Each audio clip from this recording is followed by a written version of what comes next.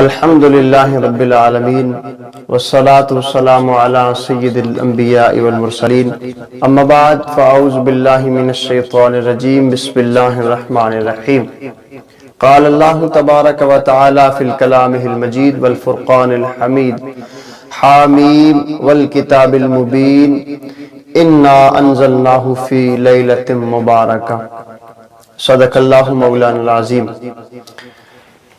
ناظرین، اللہ تعالیٰ نے اپنی پاک لاریب اور بے عیب کتاب کے اندر قرآن مجید کے اندر یہ ارشاد فرمایا حامیم والکتاب المبین، اور روشن کتاب کی قسم، انا انزلناہ فی لیلۃ مبارکہ، بے شک ہم نے اس قرآن کو برکت والی رات میں نازل کیا، انا کننا منذرین، اور بے شک ہم ڈر سنانے والے ہیں۔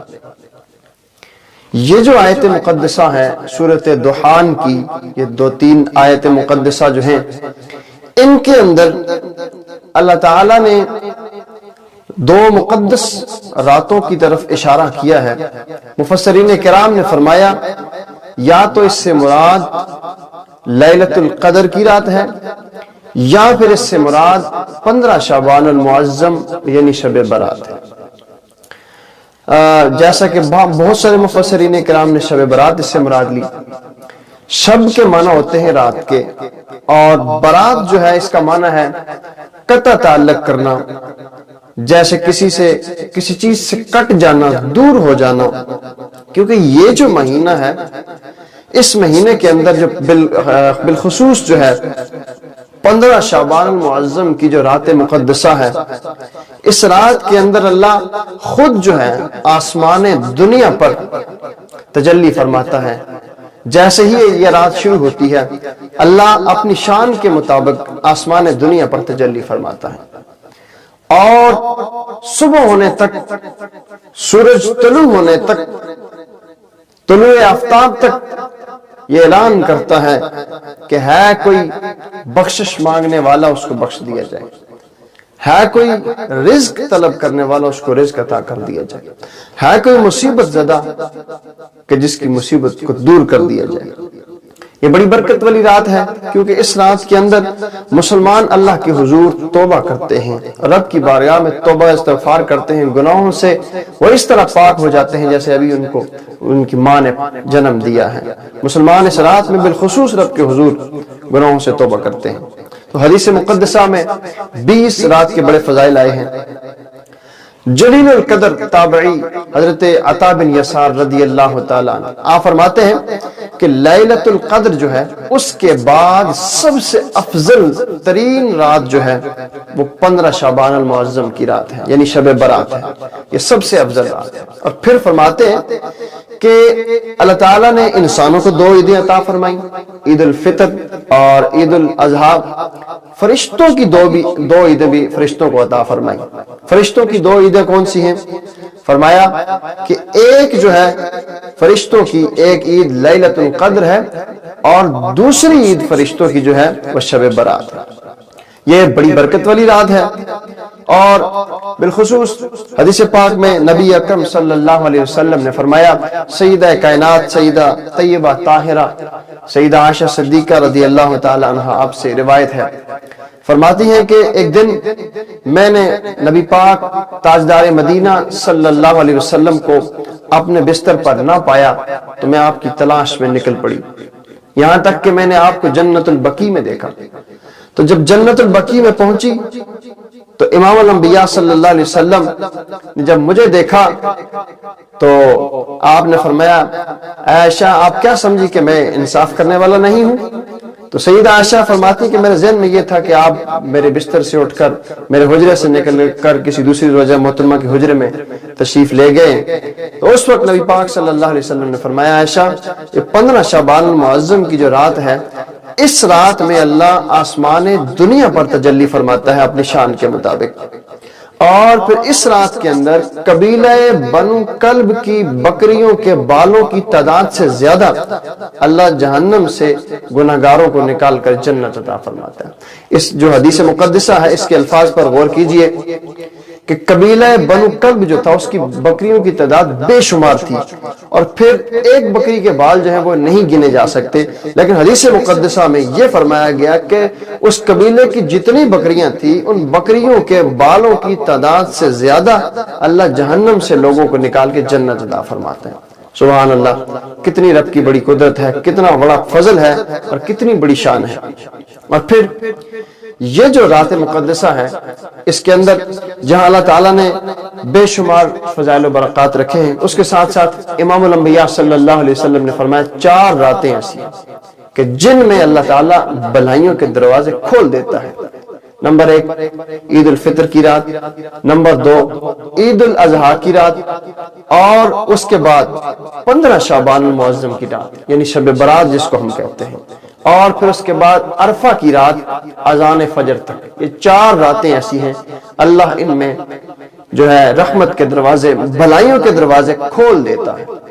اور پھر مولا کائنات علی المرتضی کرم اللہ تعالی وجہ الکریم آپ فرماتے ہیں، آپ سے روایت ہے، فرماتے ہیں کہ امام الانبیاء صلی اللہ علیہ وسلم نے فرمایا کہ جو بندہ شعبان المعظم کی جو 15ویں رات ہے اس کی رات کو اللہ کے حضور قیام کرے اور دن کا روزہ رکھے، رات کو قیام کرے اور دن کا روزہ رکھے، کیونکہ اللہ کی رحمت جو ہے وہ اس وقت سورج کے غروب ہونے تک وہ سمندر کی طرح جو ہے وہ جس طرح ٹھاٹھے مارتا ہوا سمندر ہوتا ہے اس طرح وہ امت پر برس رہی ہوتی ہے۔ اور پھر اس رات میں اللہ اعلان فرماتا ہے، جب جیسے میں نے پہلے کہا اللہ اعلان فرما کے کہہ رہا ہوتا ہے کہ ہے کوئی بخشش مانگنے والا اس کو معاف کر دیا جائے، ہے کوئی رزق مانگنے والا اس کو رزق دے دیا جائے، ہے کوئی صحت اور تندرستی مانگنے والا اس کو صحت اور تندرستی عطا کر دی جائے۔ قربان جائیے، امام الانبیاء صلی اللہ علیہ وسلم نے ہمیں بے شمار یہ فضائل و برکات بتائے، اور پھر حدیث کی مستند کتابوں میں یہ حدیث موجود ہے، بہت سارے محدثین نے اس کو نقل کیا، امام ترمذی نے نقل کیا، ابن ماجہ نے اس کو نقل کیا، مسند احمد میں یہ حدیث موجود ہے، مشکات شریف میں یہ حدیث موجود ہے۔ لیکن اتنی بڑی رات میں، اتنی مقدس رات میں کچھ ایسے لوگ بھی ہیں کہ جن کو اللہ نہیں معاف کرے گا۔ وہ کون سے لوگ ہیں؟ سب سے پہلے تو وہ مشرک ہیں، کافر ہیں، جو اسلام سے کوسوں دور بیٹھے ہیں، ان کو اللہ نہیں معاف کرے گا اس رات میں۔ ایسا گناہگار جو شراب کا عادی ہے اللہ اس کو بھی نہیں معاف کرے گا۔ پھر والدین کا نافرمان، ایسے بندے کو بھی اللہ نہیں معاف کرے گا۔ ایسے لوگ، ایسا انسان کہ جس نے کسی دوسرے کو ناحق قتل کیا ہو اللہ اس کو بھی نہیں معاف کرے گا۔ پھر آج خاندانوں میں، معاشرے میں، سوسائٹی میں یہ چیز عام ہو چکی ہے، چھوٹی چھوٹی باتوں پہ ناراضگیاں ہو جاتی ہیں، رشتے توڑنے والے بندے کو بھی اللہ کبھی معاف نہیں کرے گا۔ اتنی بڑی برکت والی رات ہے۔ اور پھر غرور اور تکبر کی بیس پہ جا کے، تکبر اور غرور کی وجہ سے اپنا شلوار جو ہے ٹخنوں سے نیچے رکھنے والا بندہ بھی، اس بندے کو بھی اللہ اس رات میں نہیں بخشے گا۔ اور پھر دل میں بغض، حسد، کینہ دوسروں کے لیے رکھنے والا بندہ، اس کو بھی اللہ نہیں معاف کرے گا۔ ایک اور حدیث مقدسہ بھی ہے اس سے ریلیٹڈ، فرمایا گیا کہ سود خور، جو کہ آج دنیا میں عام ہے، ہر بندہ جس شعبے میں کام کرتا اس کو دیکھنا چاہیے، سود خور کو اللہ اس رات میں کبھی معاف نہیں کرے گا۔ اور پھر جادوگر، جو آج بڑے بڑے خاندان، معاشرے ان جادوگروں کی وجہ سے تباہ ہوئے بیٹھے ہیں، جادوگر کو بھی اللہ اس رات میں معاف نہیں کرے گا۔ تو گناہوں سے توبہ کرنی چاہیے۔ توبہ ہمیں کس طرح کرنی چاہیے؟ کیونکہ اس رات میں جو ہمارے پہلے نامہ اعمال ہوتے ہیں وہ واپس بند کر دیے جاتے ہیں، اور نئے نامہ اعمال جو ہیں وہ فرشتوں کو سونپ دیے جاتے ہیں۔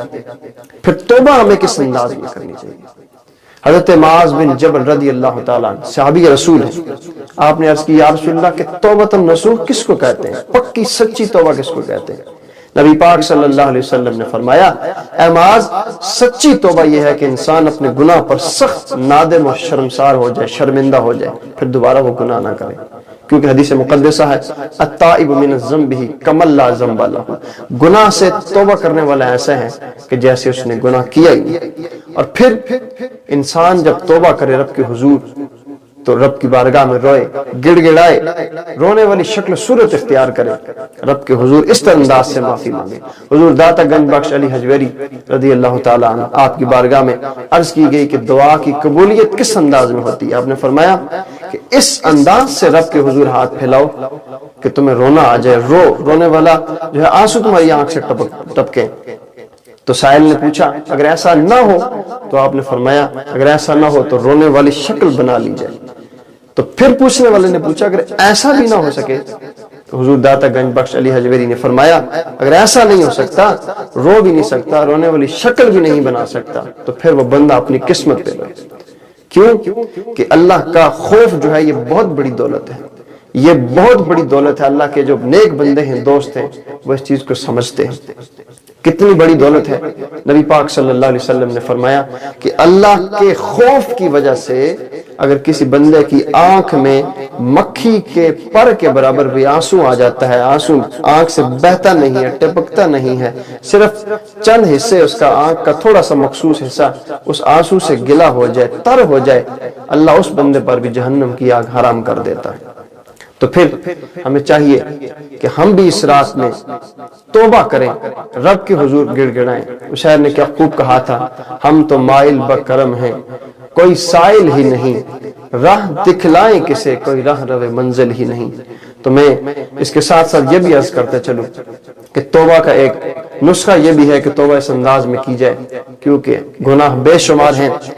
جناب آدم علیہ نبینا علیہ السلام سے جب ان کی شان کے مطابق خطا سرزد ہوئی تو ایک لمبے عرصے تک آپ رب کے حضور دعائیں کرتے رہے، التجائیں کرتے رہے، لیکن ایک ایسا وقت آیا کہ جبریل امین نے جب آپ کو دیکھا، جبریل کو آپ پر ترس آیا، تو آپ نے جبریل امین نے رب کی حضور عرض کی مالک تیرا آدم لمبے عرصے سے دعائیں مانگ رہا ہے۔ تو میں مختصر کرتا چلوں، جناب آدم کو اس وقت اللہ تعالیٰ نے ایک کلمات، چند کلمات عطا فرمائے۔ جب جناب آدم نے اپنی زبان مقدس سے وہ چند کلمات ادا کیے تو اللہ نے ان کی توبہ قبول فرما لی۔ تو وہ کلمات کیا ہیں؟ وہ مجھے بھی سوچنا ہوگا، آپ کو بھی سوچنا ہوگا۔ وہ کلمات یہ ہیں کہ اللہ تعالیٰ کے حبیب صلی اللہ علیہ وسلم کی ذات مقدسہ اور آپ کا نام نامی اس میں گرامی ہے۔ تو جب جناب آدم علیہ نبینا علیہ السلام نے امام الانبیاء صلی اللہ علیہ وسلم کا واسطہ دے کر رب کی بارگاہ میں توبہ کی کہ اے اللہ تجھے پیارے محمد کا واسطہ ہے، میرے اس لغزش کو معاف فرما، تو نام محمد جناب آدم کی زبان سے نکلنے کی دیر تھی کہ اللہ نے آپ کی توبہ قبول فرما لی۔ تو رب کی حضور جب بھی کبھی توبہ کی جائے تو نبی پاک صلی اللہ علیہ وسلم کا وسیلہ دے کر، یہ وہی وسیلہ ہے کہ جس کی برکت سے تمام کائنات جو ہے وہ چل رہی ہے، کائنات کا نظام چل رہا ہے، کیونکہ نبی پاک کا در جو ہے اس کو چھوڑ کر، اس کے بغیر انسان کا اور امت مسلمہ کا گزارا ہی نہیں۔ یہی وہ در ہے۔ کسی شاعر نے کیا خوب کہا تھا کہ محمد کا در چھوڑ کر جانے والوں ہوا نہ گزارا تو پھر کیا کرو گے، تم ہمیں کیا چلو خدا ہی کو مانو، خدا گر نہ مانا تو پھر کیا کرو گے۔ اللہ تعالی ہمیں عمل کی توفیق عطا فرمائے۔